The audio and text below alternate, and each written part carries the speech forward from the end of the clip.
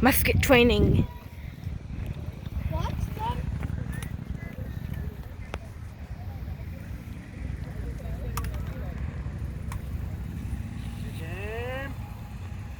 Fire! Ooh, I missed fire. Oh, misfire. Is that item eyebrow or that's why? Oh, he's shooting it! Whoa! Oh! That scared me! Where's the range? Range on this is 250 yards. In fact, this is a bit of a different weapon than what Ranger Jordan there is firing. What I'm holding here in my hand is an American long rifle. This is a true rifled weapon, meaning it has rifling all up the bore. It gives it a very effective range, 250 yards accuracy. This is the 50 caliber sniper rifle of the day. In fact, this is a 50 caliber weapon. If it's a 50 caliber ball downrange, it will bullseye a target at 250 yards without a problem. That's what this gun can do. However, the problem with this weapon is it takes a long time to reload. The first shot will take you about 45 seconds to reload. Second shot will take you about a minute and a half. Third shot will take you 3 minutes.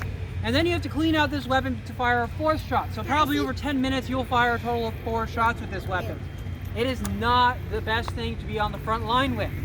However, the weapon Ranger Jordan has over here he's going to tell you about is meant for the front line. Yeah, so this one, you can load much more quickly. You can load this about every 20 or 30 seconds if you are experienced. And you can just keep reloading it and firing it, reloading it and firing it. It will get a little dirty, and like you just saw, my first time I pulled the trigger there, it didn't go off. So it may have been a little damp or a little mucked up or something like that. Yeah, so this thing you can reload and fire much more quickly, but it's not nearly as accurate. That rifle he has rifling inside the barrel, so the ball's gonna come out spinning. The ball's gonna be much more accurate. Think of like someone throwing a football. They throw it with a nice spiral, it's gonna be accurate.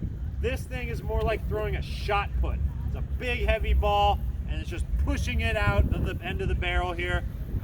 No grooves inside. It's all smooth all the way down there. So as that musket ball goes down, it's gonna be click-clacking all the way down until it comes out of the end of the barrel. And if I'm aiming this way, it may veer off that way. It may veer off that way. So very inaccurate smooth bore musket here. It's same technology though to light it, to fire it as that one. It's the flint and the steel.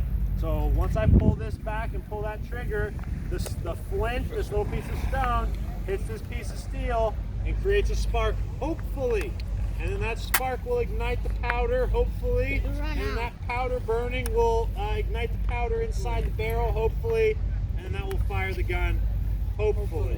So, like I said before, not the most reliable weapon. There's a lot of stages along this process that could go wrong. And if you are in the middle of a battle and the enemy is advancing towards you, you do not want to have this thing misfire. You want it to work. So maintaining it, very important. Keeping your powder dry. I've got my powder cartridge box here with all my black powder in it. That's also very important. All right. I think let's go ahead and we'll go ahead and do a couple more shots, I think. Okay. We can both have about 2 more shots.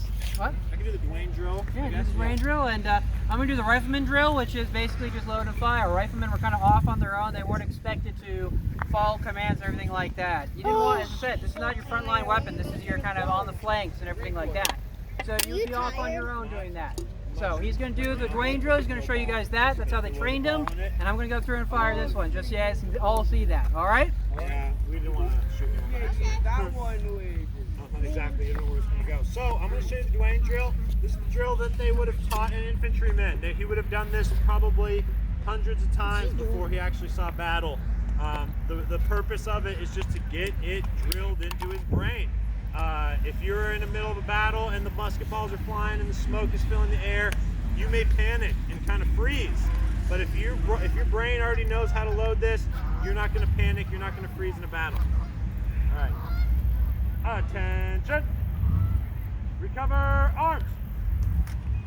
Open pan.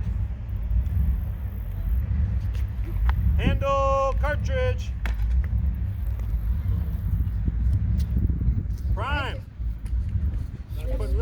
black powder in there. That's where I get that first spark. Shut pan. Now it's in there secure. Load.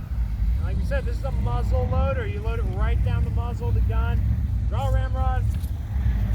Ram down. And normally I would put a musket ball in there, but we're just doing the gunpowder today. Turn ramrod. Ready? Take aim. Fire. Ooh, just fire. Another one. Have to hold it here for a second, just in case it does go off. I'm gonna have to clean it up a little bit. Whoa. Again, a lot more reliable weapon. Not more reliable. They are working exactly the same. It just so happens that this particular gun, this is my personal weapon. I built this gun. I take very good care of it. That gun belongs to the park system. It is used by lots of different people. It's a lot older gun, but they're all using flints. It just so happens that my flint is working right now. I had to actually step aside earlier today and have the gun blast out with an air compressor because it didn't fire. In fact, Ranger Jordan here has one more chance to get this gun to go off, and then he has to walk away if it doesn't work. So everyone keep your fingers crossed. Awesome. How's your flint look? Kind of funky, but All right. So the thing about flints is often you'd actually test them at this time by seeing if they are sharp enough almost to cut you, because that's how sharp they have to be. You're relying on this stone to try to shave off little bits of metal to actually land in there and causing those sparks. So they have to be extremely sharp to do this. there you go, Squire. Ah. Okay, that's it. All right. So Jordan's going to step down here. He's going to go down that range and get it cleared off there. Now, what I'm going to do is I'm going to talk to you about one more weapon that most of these guys would have had on the battlefield, and that's this. This is the three-sided socketed bayonet. This is the main melee weapon of the time period. It's called that because, well, it's got three sides. It's triangular, and it's got a nice big socket on it. See? You can see right through that. Makes sense. Now, the way this weapon was used, on a musket like that, not on a rifle, it would come up, set on there, and actually lock into place. And that would stop it from coming off there. Didn't do that with rifles. That's another reason why rifles were not the choice of the basic infantry. Because if you are a rifleman, the best tool you have to defend yourself is maybe a sword. Maybe. And you have to bring it yourself. You have to buy it yourself. The Army's not going to buy that for you. You have to supply your own. So if you're not exactly well off, your only weapon might be using this as a club. And this is an expensive club to use, and you don't want to do that. So if you get into hand-to-hand combat with somebody like that, most of these riflemen are going to run away.